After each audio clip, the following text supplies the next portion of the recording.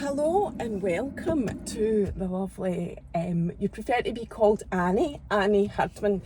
Annie is here today to share her story, as everybody always is, but Annie is actually campaigning to change the law.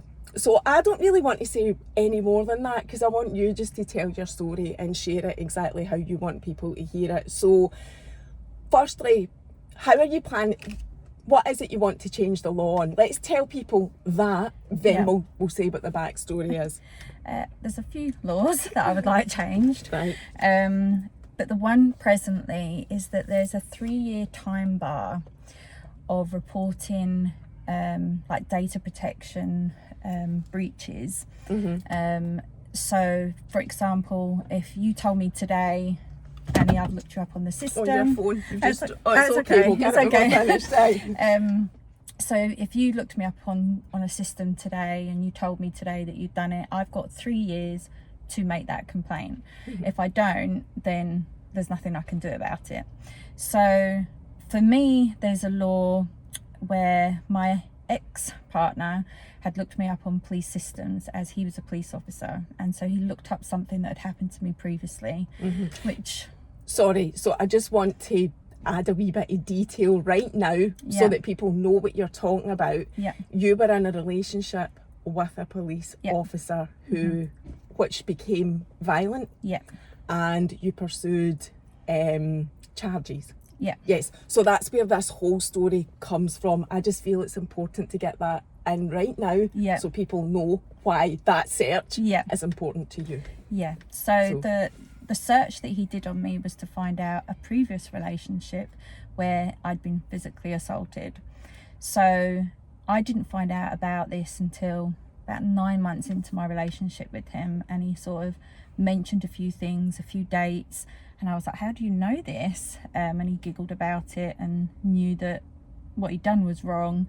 So I was mortified because he'd obviously read everything about what had happened to me before, which then gave him a bit of fuel, I think, to go on and use that information to then abuse me himself.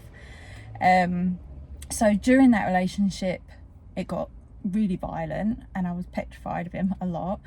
And he made it very clear that even with the physical violence or anything, that I wouldn't be believed. You know, his colleagues would believe him, I would go to jail, I'd lose custody of my son. So I was in a very dark place with him because I just felt trapped.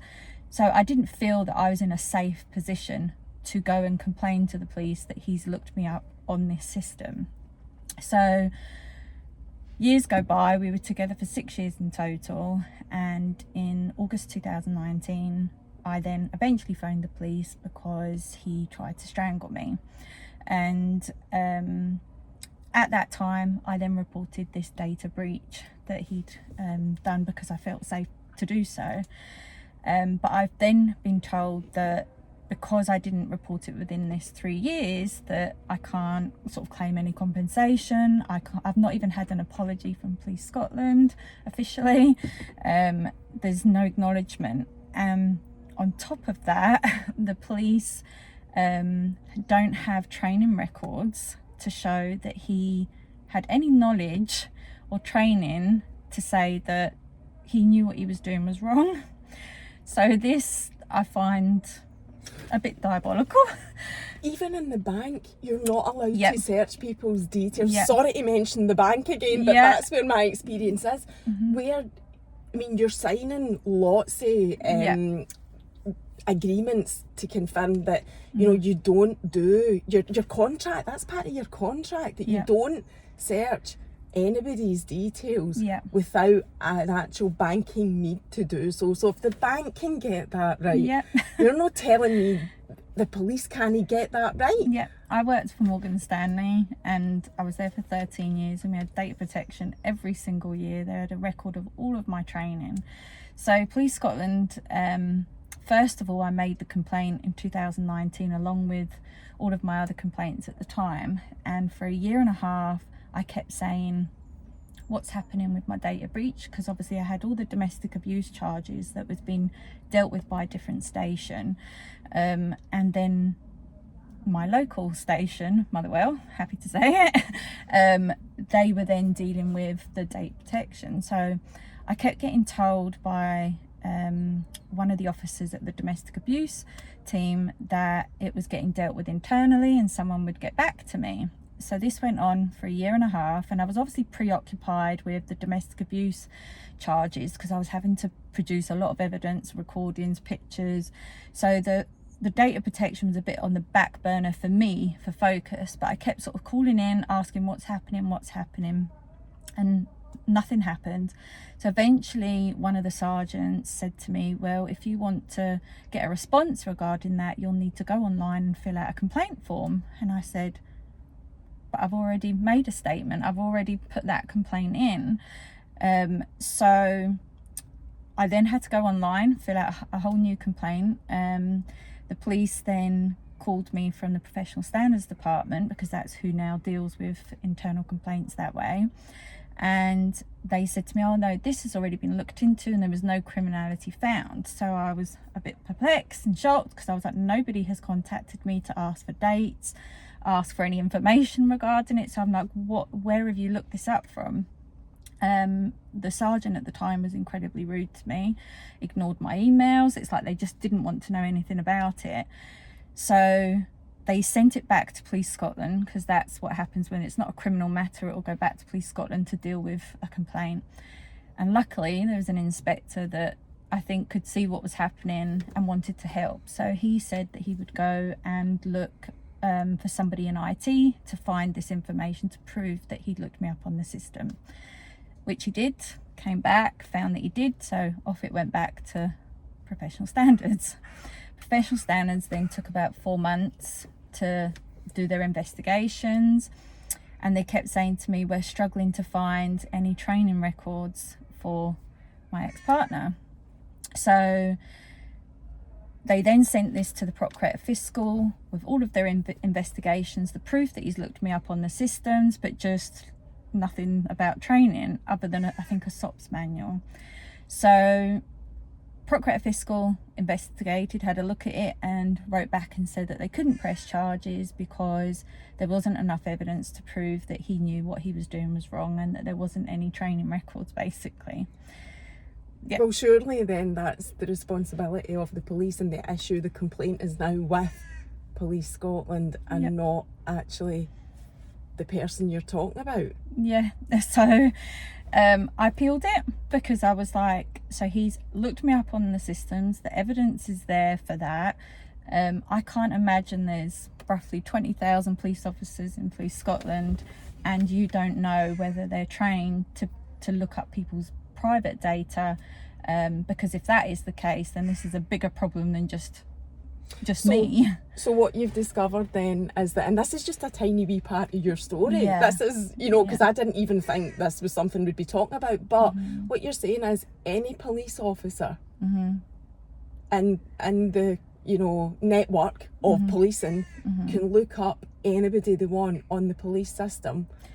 I've been told no, and I've been told that a new law came in 2018 regarding data protection, and they have to have refresher training every year. But prior to 2018, they don't seem to have an answer. So at presently, basically the Procurator Fiscal couldn't charge my ex-partner, Fraser Ross, by looking me up on the systems. So I then wrote a complaint to the legal team of Police Scotland. I got a letter back saying basically, because you didn't do this within the 3-year time bar, you couldn't make any compensation or anything. I then got a very cheeky letter from the chief inspector telling me now that he's no longer a serving police officer, because he got to resign a month after his sentencing, that they couldn't do any investigations or proceedings like gross misconduct, because he's now no longer a police officer. So that was it, they were wiping their hands basically. So I never got an apology from Police Scotland. I then didn't have, Fraser made accountable. So it's like no one's taken accountability that my data was breached. So that's kind of what I'm campaigning for. I don't think the law would ever maybe be changed for everybody, but I personally want to really see a change in the law for people that are in domestic abuse relationships, to have that time bar removed, because that puts people's lives in danger. Because if you're trapped in a relationship that you feel unsafe in, and then you feel, oh, I've got 3 years to make this complaint, and you go and complain, and then something happens to you because you've done that, and can put your life in danger. So that's the focus for that particular law for me. I don't think I'll get it for everybody, but I am trying to see if there's something. So it's specifically for victims of domestic abuse that you're trying to get that protection. That's why you want the law changed.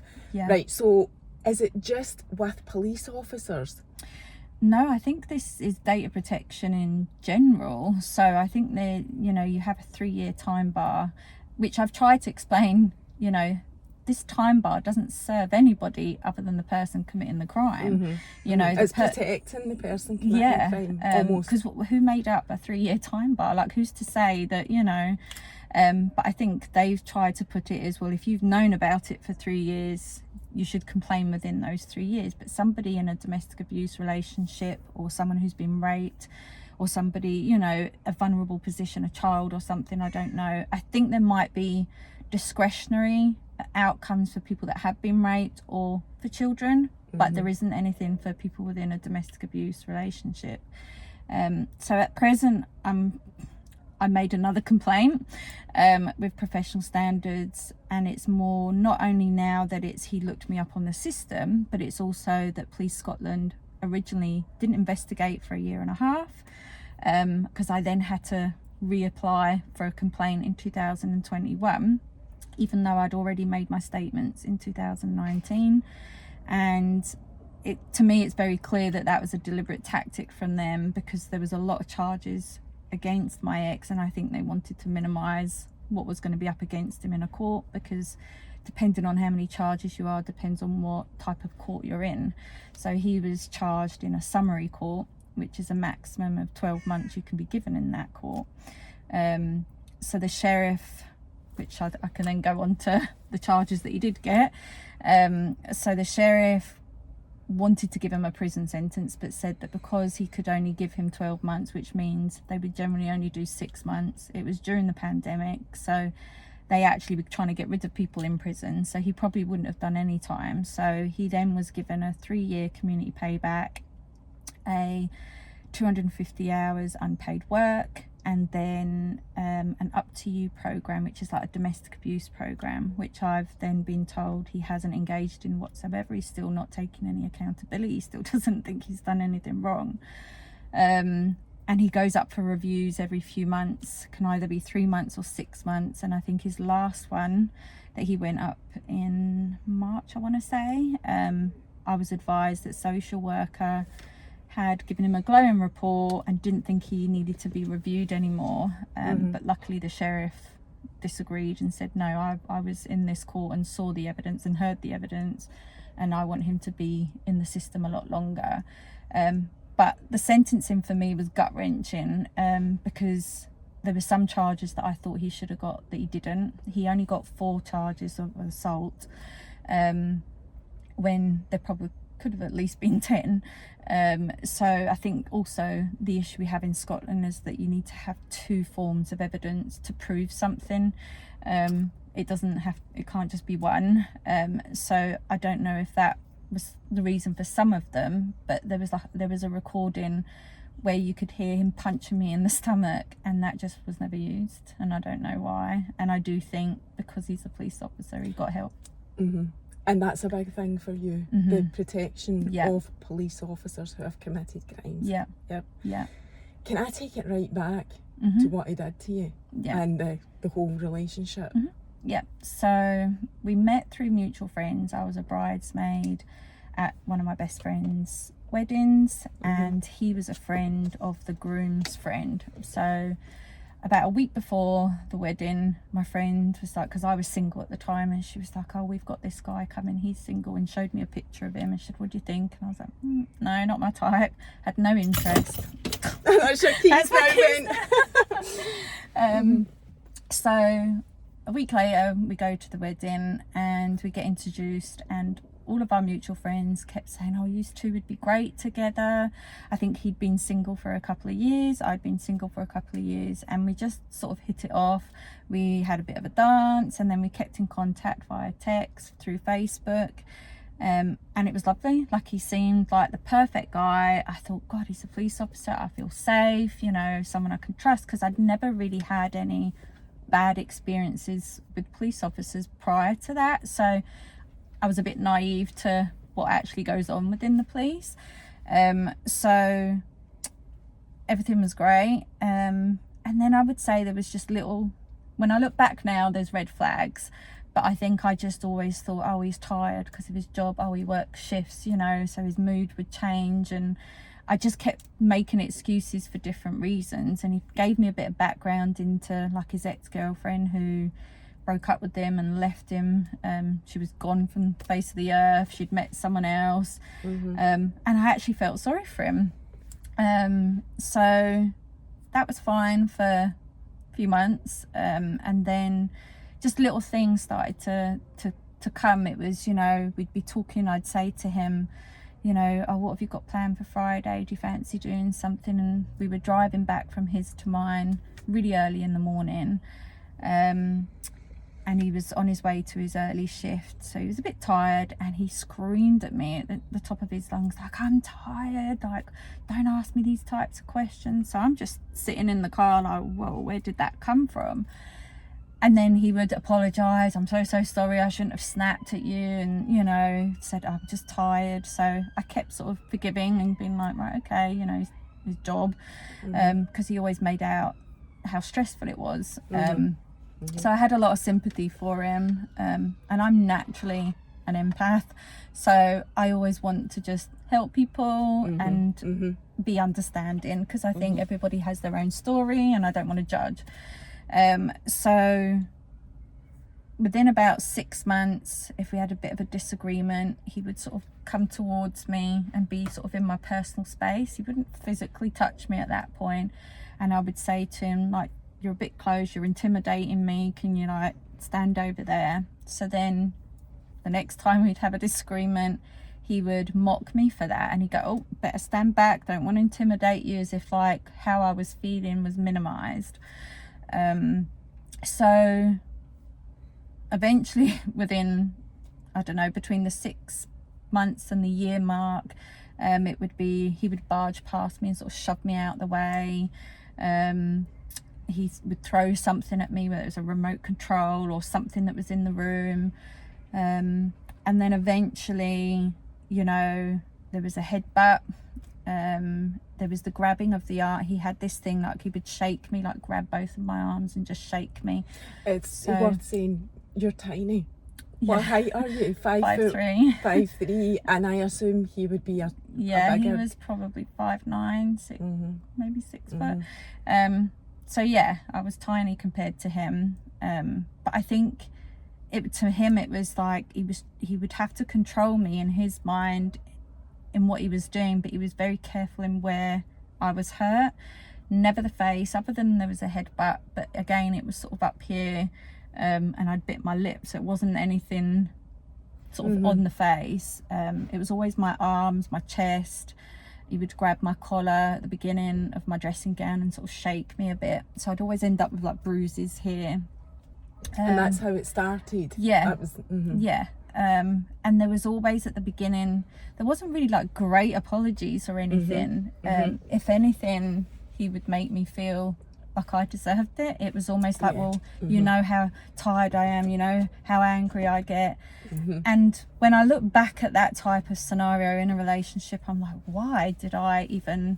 But I genuinely loved him. I genuinely wanted it to work, and I just kept thinking, I can show him the light, you know, I can show him what it is to. Because also you'll know all about, and we've talked about this before in this podcast as well, trauma bonds. Yeah. And obviously what you're describing, which I know you'll know as well, is textbook narcissistic behaviour. Yeah. So we know all of that exists. So you don't even, I would not ask you why did you not leave him. I wouldn't ask it, because I know what I've experienced it myself, a trauma bond. So you don't need to explain that. You don't Yeah. ever need to explain that. Yeah. We get it, why Mm-hmm. people don't leave, and you know, the whole trauma bond thing, because and it is that making excuses and Mm-hmm. just hoping that someday becomes what you want them to be, because Yeah. you believe deep down they've got it. And actually they probably do. Yeah. But you're never going to change it. You're never going to change it. The only person that's going to change it's them. Anyway, back to your story. That's okay. So I started to notice like other red flags. Like there was a really strange scenario with his dad. So his dad owns like a pub, and his mum owns a pub, and they own a few properties as well. And his dad, you know, hadn't been keeping well with his heart and things like that. So Fraser wanted to, at the time, said to me, you know, he's working too hard with all these properties and the pubs, and it's not you know, he's not well. And I'd said to him today, you know, why don't I buy one of the properties that he has to take it off his hands, and I'll do it up and sell it. Just a normal conversation we had. And then about 2 weeks later, we're at his sister's house, and his dad turns around to his sister and says he wants to get that flat off me for what I paid for it, but I've already put 20 grand in it already. And Fraser stood up and like screamed at his dad, no, I never. And I'm sitting there thinking, well, you told me this, and you know, have you forgotten our conversation? So at that time it wasn't my place to sort of interfere. And then later that night he went to his sister's house. We went back there and he sat them down. He says, look, I'm really worried about my dad. I think, you know, he's losing his like dementia type thing, and put the fear into his sister and the brother-in-law that his dad was losing his mind. And I just sat there like, wow, like, so to prove that he was in the right, he made out that his dad had these mental health issues or you know, dementia or something. So that showed me a side of him that I hadn't seen before, where he was manipulating a situation and making out it to be something else. So I started to feel, does he do that with me? Like, is he telling people? Gaslighting. Yeah. Which eventually that was the case. I think he told his colleagues.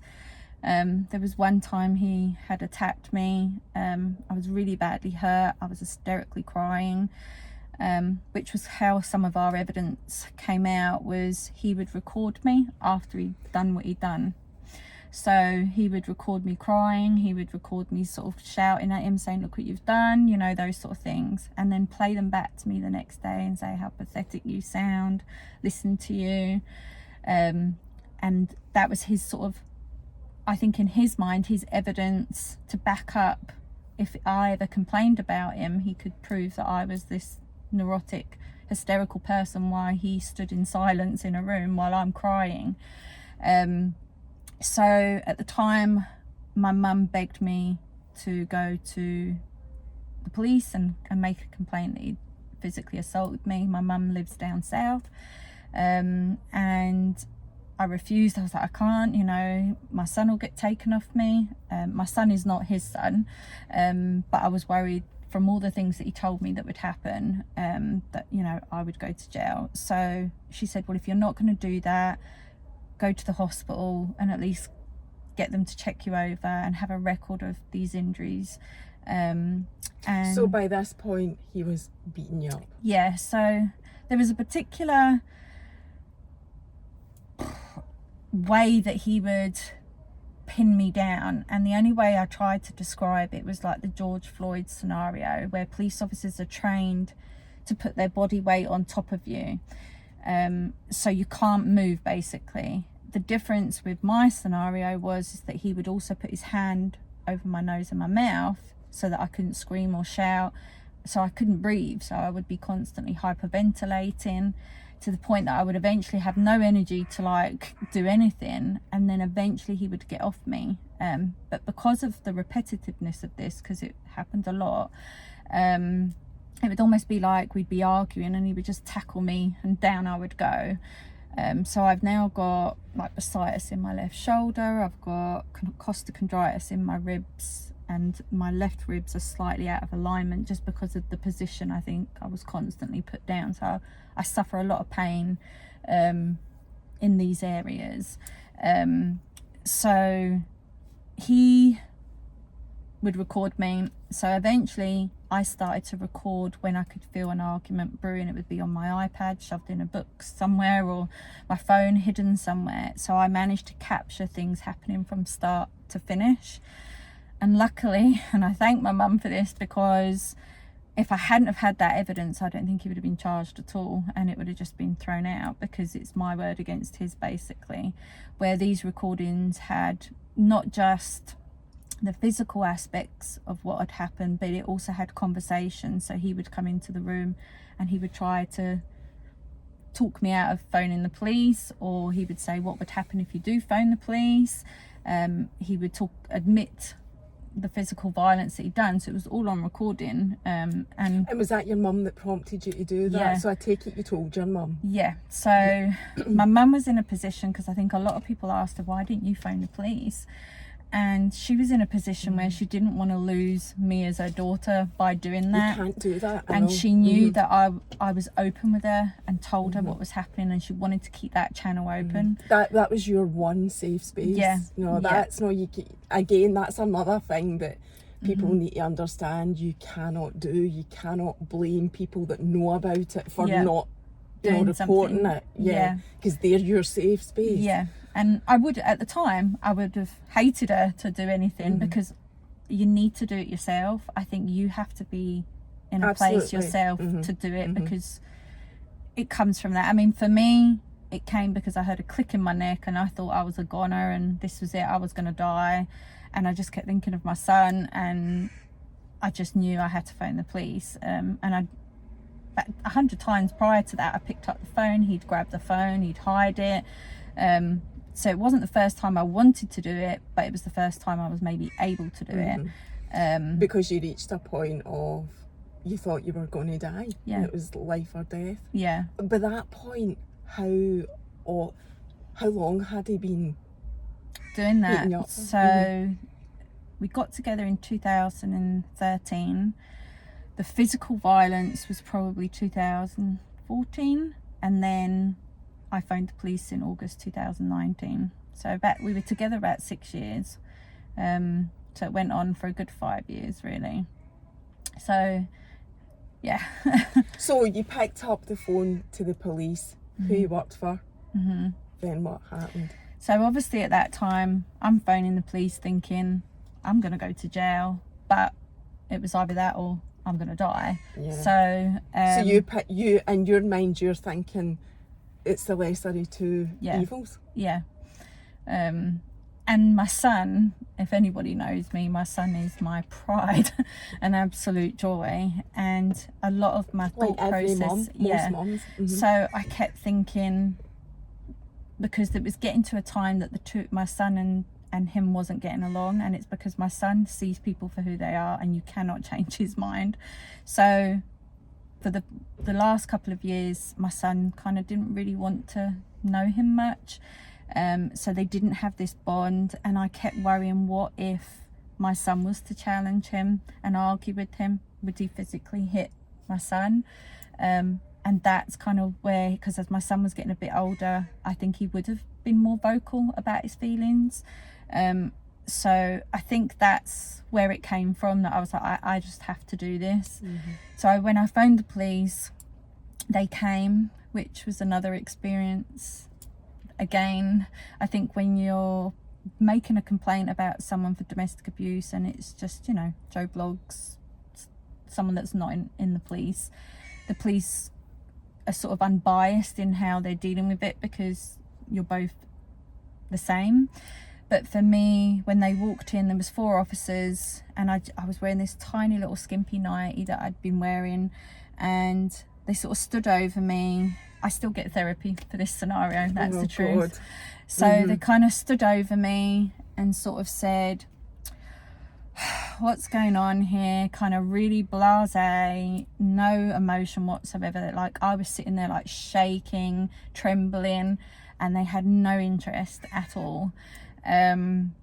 So one of the police officers kind of walked to the side and was looking me up and down, like almost pervertedly, and it was strange but uncomfortable for someone in my position. But I think it was because on the phone I kept saying, he's a police officer, he's a police officer. So I'm just assuming they've attended and they know this. So their attitude was just horrible. And then I said it again. I said, look, he's a police officer. And they were like, oh, right, well, we're going to have to phone our superior then. It was almost like I was putting them out. Because they're not allowed to do anything with someone on their same ranking. And you're sitting there in a nightie having just been beat up by him. Yeah. So not one of them, and there was two, I remember one female officer, but not one of them said, would you like a dressing gown? Can I get you some water? Are you okay? Are you hurt? There was no empathy at all. So eventually they phoned their sergeant, which was a woman, thankfully, in this case. She attended, sort of looked at the scenario, because there was like broken lamps, broken pictures frames, there was things all over the place. And she goes off and speaks to Fraser, comes back, and she whispers in my ear and she said, has he done this before? And I nodded. And she went off, she came back and said, I'm going to arrest him, he's going to be charged and he'll appear in court on the Monday. Don't worry, you'll be safe over the weekend. So 2 of the officers went with her and took Fraser to Motherwell Station, and the other 2 officers, a male and a female, stayed and took statements from me. Where was Fraser the whole time that was going on? So when I dialed the police, in our living room we had 2 doors, one leading to a kitchen and one leading to the hallway. So as I've dialed the police, he sort of stood to see, like, is she actually going to do this? And when he heard the answer, he ran up the stairs, and I heard him running back and forth. I later found that it was because he was shoving a load of evidence of stuff that he didn't want the police to find in a rucksack and hid it in a suitcase. I found out the day later about that. So he'd run up the stairs, so I never saw him again after that initial me phoning. So he ran up the stairs. But he was upstairs the whole time this was going on downstairs. Yeah. So unless he came, well, he answered the door to them, which was another thing that one of the police officers said in court, because she ended up being a witness, was that when he answered the door, he kind of said, oh, she's in the back, like that. It was just so calm, collective, which is not a natural response for somebody that's in a physical environment. Considering that his defense was that he said that I get really, really drunk, I'm crazy when I'm drunk, and I try and attack him and he has to restrain me by holding my wrists, and that this was all me. And again, luckily, everybody that knows me, I don't get that kind of drunk way. I never have. I'll tell you I love you, give you a cuddle, or I'll be puking down a toilet. That's it. So he was clutching at straws, looking for a reason to justify some of it, but he obviously didn't realise some of the recordings that I had where he's admitting everything that he's done.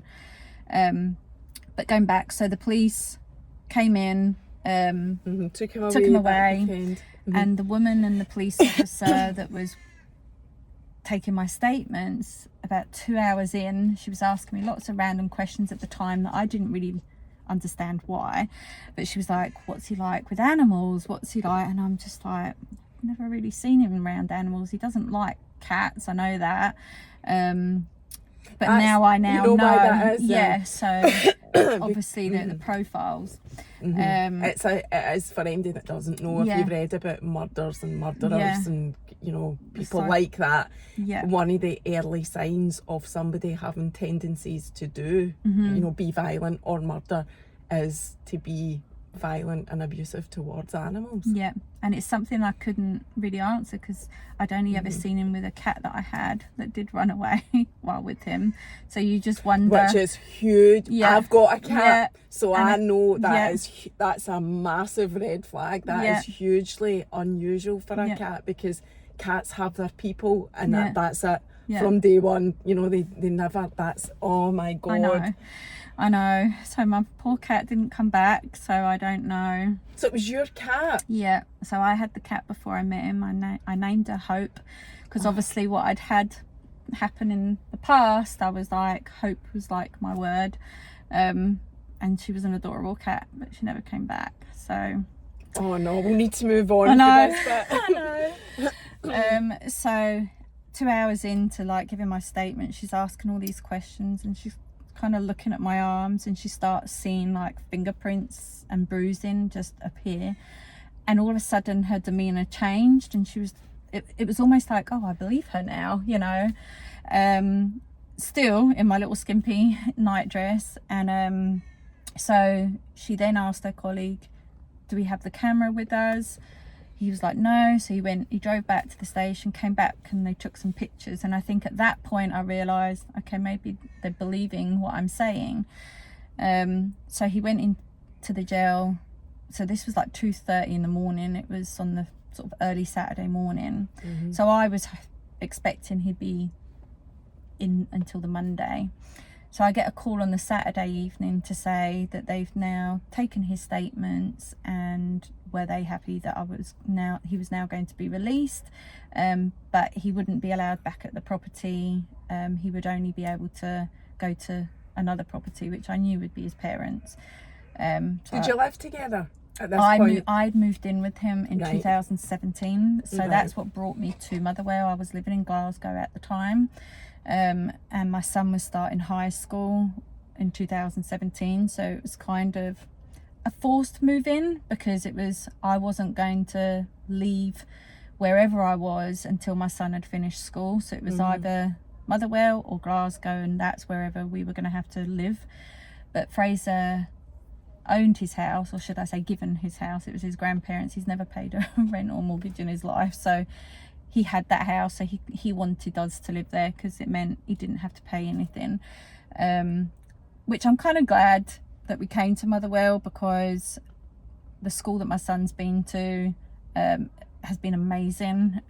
He's now leaving this year, and he's going on to great things. And you know, I don't regret anything in my life, because I do think it always brings you to the next stage. And whether that's now for me, I think because the 2 years of my trial, I was put into the media without being asked. So every time that it was a 7-day trial. So every time there was, you know, a trial or a lead up to it, it would be in the papers. My name would be used, my picture would be used. They would grab it off social media, I think, pictures. So I never really had a say. And then once the trial was over, he was convicted in... But we need to go back to that weekend, and they let him out. Is that standard practice, or was that because he was a police officer? Well, my belief, so I later found out through our mutual friends, which is, we could probably be here for hours. I know. So, I'm already thinking that. yeah. We're nearly 40 minutes in, and Yeah. I'm like, there's so much to this story.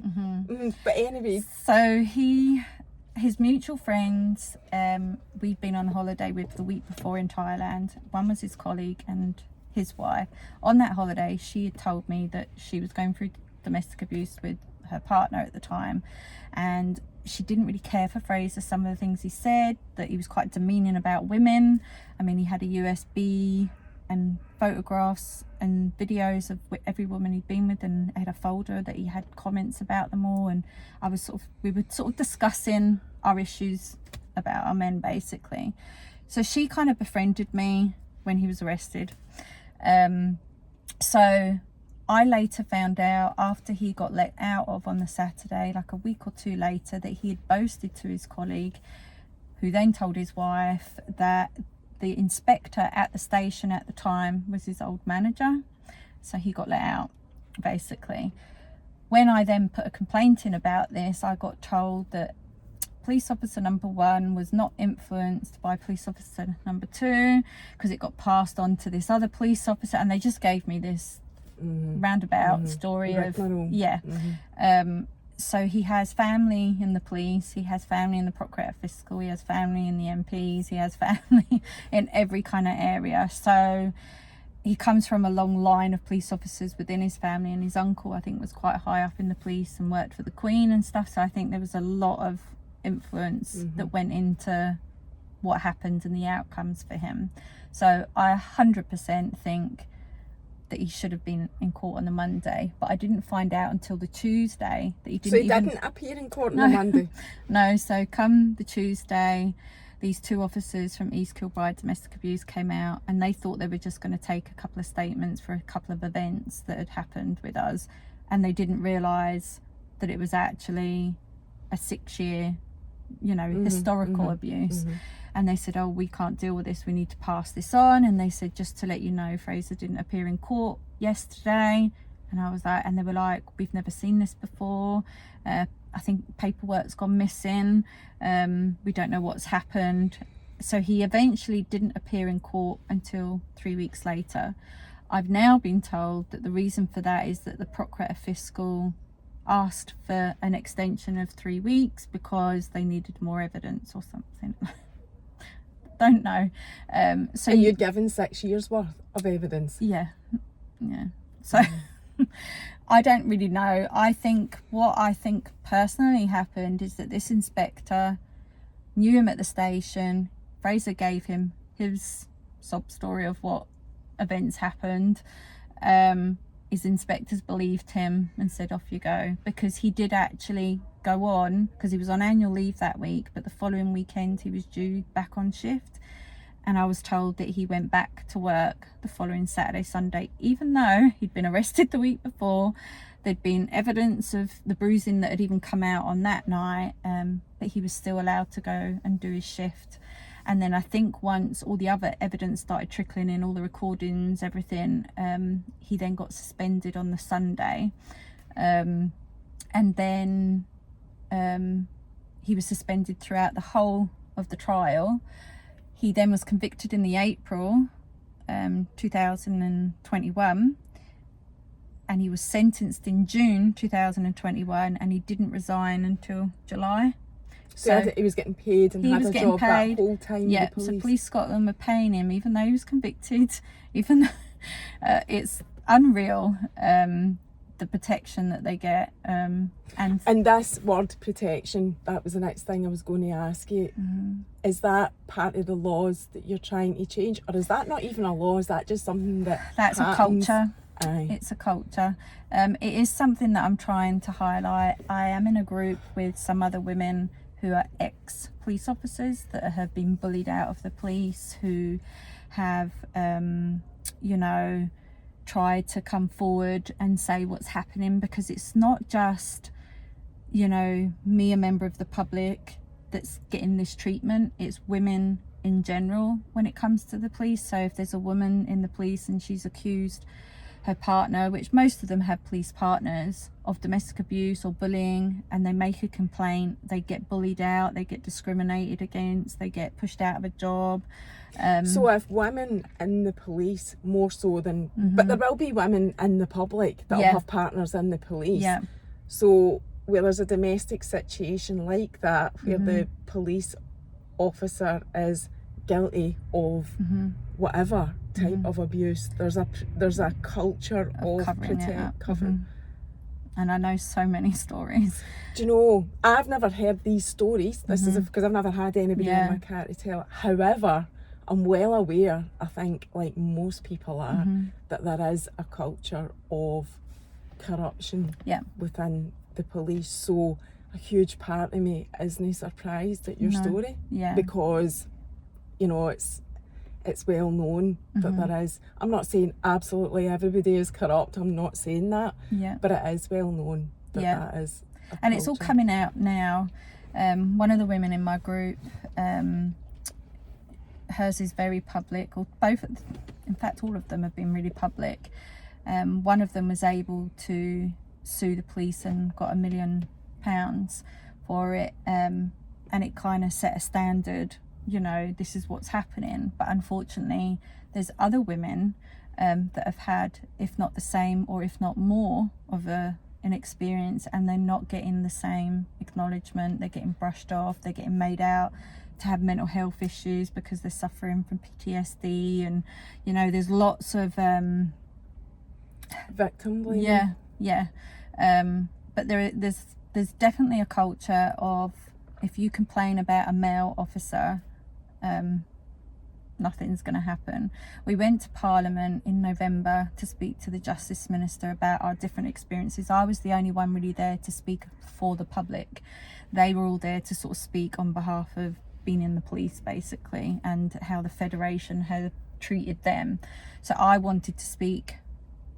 I think what's kind of drove me is a lot of people that are, because domestic abuse is male or female, but like I was already put into the media, so I want to use that platform to use my voice to make changes. So one of the laws that we spoke about in Parliament, which actually I think is changing now because it was part of the Angelini case where she made recommendations and that I had spoke about, and it was that in England and Wales, when a police officer is being convicted of domestic abuse and yet there's internal investigations like data protection and stuff, they can go on and you know, investigate that and deal with that, where in Scotland, once they resign, they can't. That law's getting changed now, where I've been told it has. So I feel like I've played a part in that law being changed, but there's a lot of laws I'd like to get changed. I also took part in Edinburgh Uni research where they use 15 adults, 15 children through the court experience, and they presented it to Parliament as called DACE report, DACE, and it sort of explained of how the system works and what's needed to change.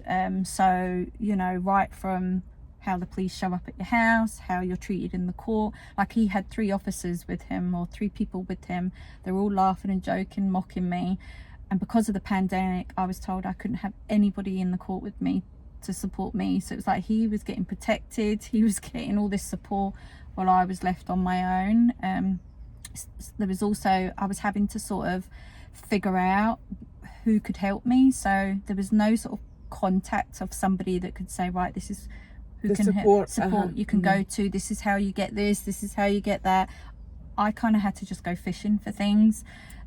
So I kind of advocated that something needs to be put into place where there's maybe one person that, you know, advocates for somebody, and that's their go-to person, and they've got that support right from the minute that those, you know, that police phone call's been made and a charge has been done, right the way through, not just to the end of the court proceedings but even afterwards, because a lot of people get left the minute you know, the guilty verdict or the non-guilty verdict, and then they're just left on their own. And you know, like for me, I've still got these injuries, I still have trauma from some of my events, that I get a therapy called EMDR, which is like rapid eye movement, and it's to try and get me to not have as much emotion to a memory that I maybe do have, because my heart will start pounding or I'm in pain.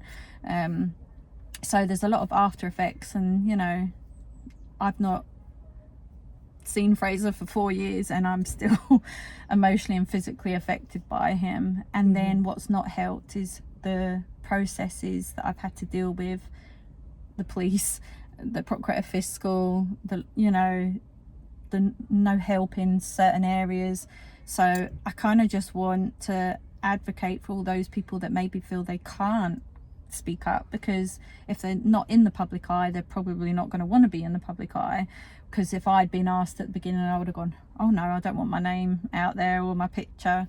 But because it was already out there, I just want to use that, and I want to just took a positive from it and use it to try and put things more fairly, really. And I think just the type of person that I am, I've always been somebody that wants justice for things. Like if I can see something happening in, you know, in your workplace and it's wrong, I want to say something. And I think for there's me, lots of us like that. There's lots of people, especially people like you and I, that are just normal civilians, I feel like, that know the system's not, because there's loads of things we could talk about here that totally digress from your case, but there's just loads of cases of unfair treatment, imprisonment,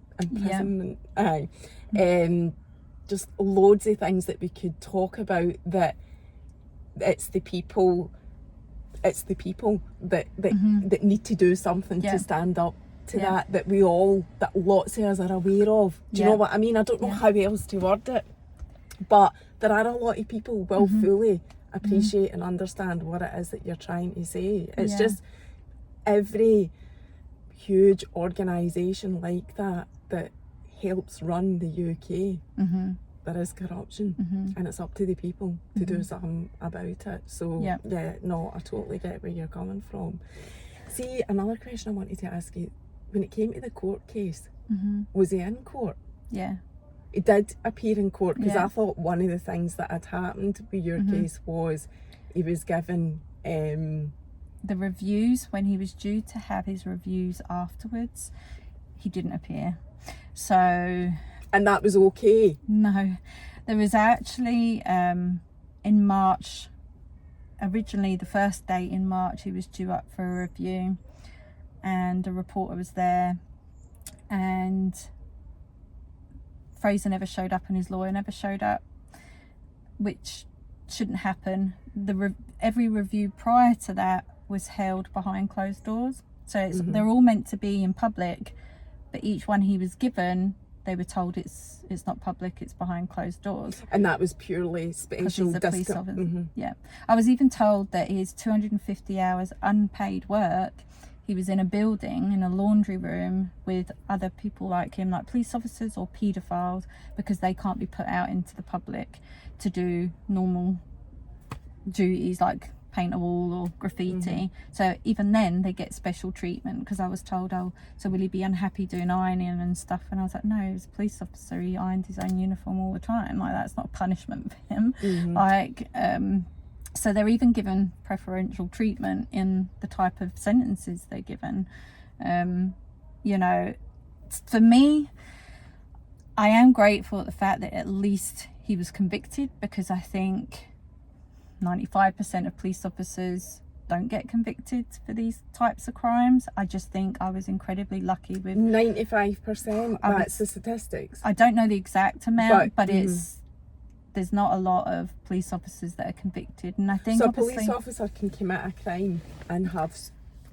well, I did a documentary for Dispatches, so Cops on Trial, and they did a lot of research, and I think Ellie, who did the documentary, she noticed that in Police Scotland there was, over a certain period of time, I can't remember the exact amount, so basically, say for example there's 500 officers and there's all these complaints made about them, not one of them was sacked, not one single. So these are rape charges, domestic abuse, some have even been, and they've not been sacked.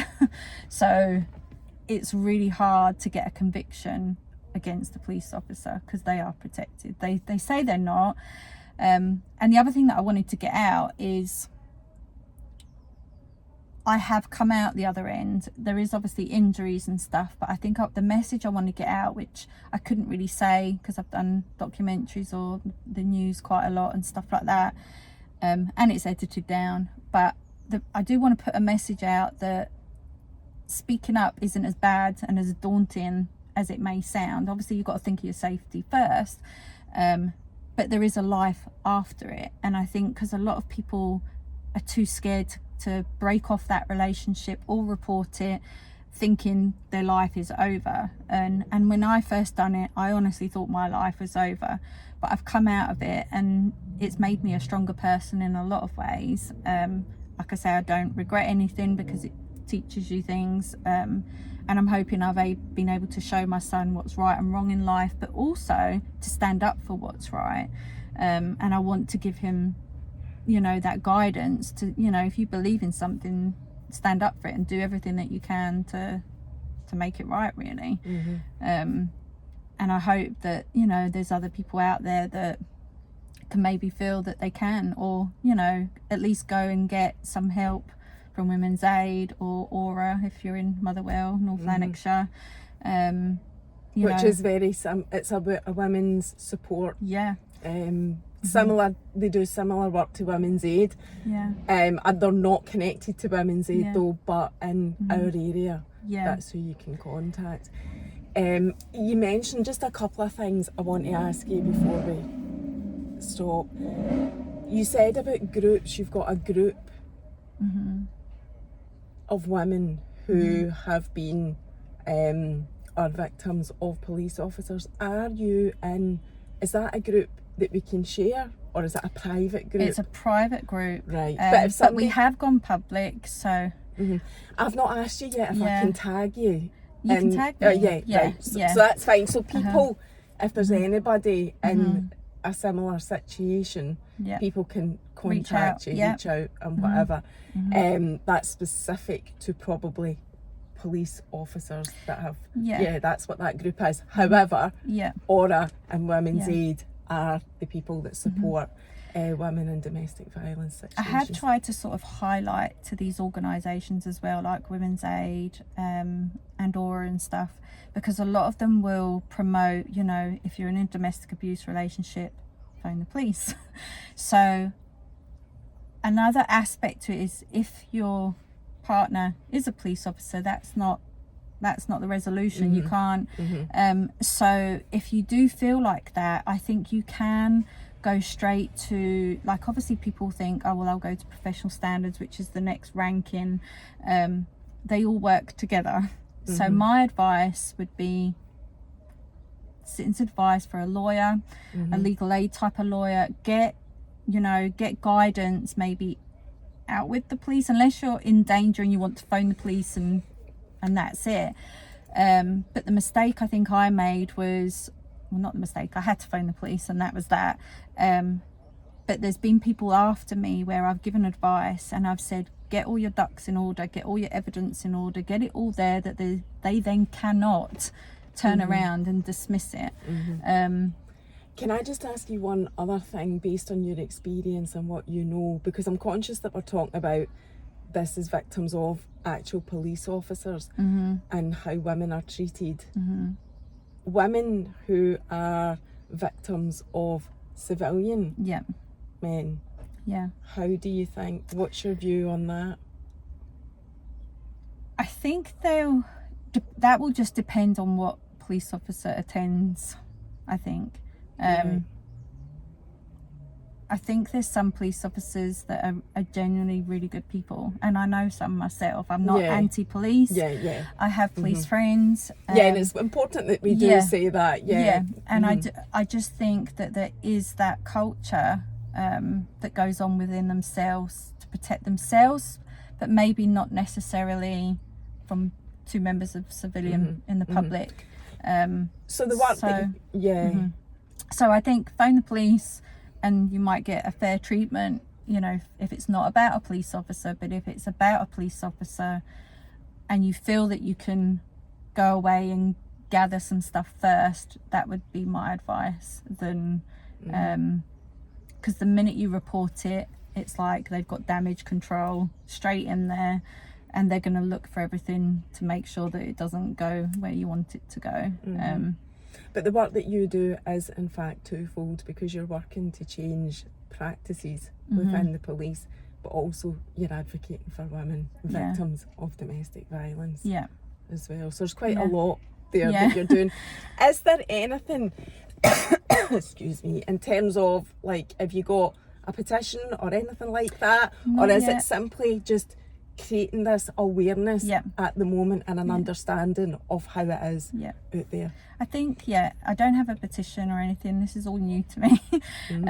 But I do think people speaking up more, getting it out on social media, because I think the more people speak about it, demand change, that's the only way change will happen. It's down to the people, like what I was saying earlier. So you're one of those people that are campaigning for better outcomes for women.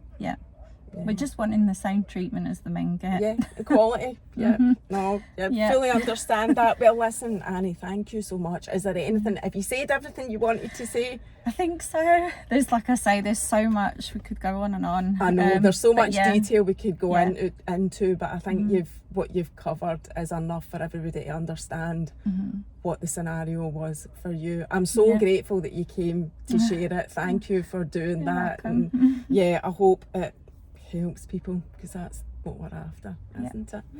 So thank you. Bye.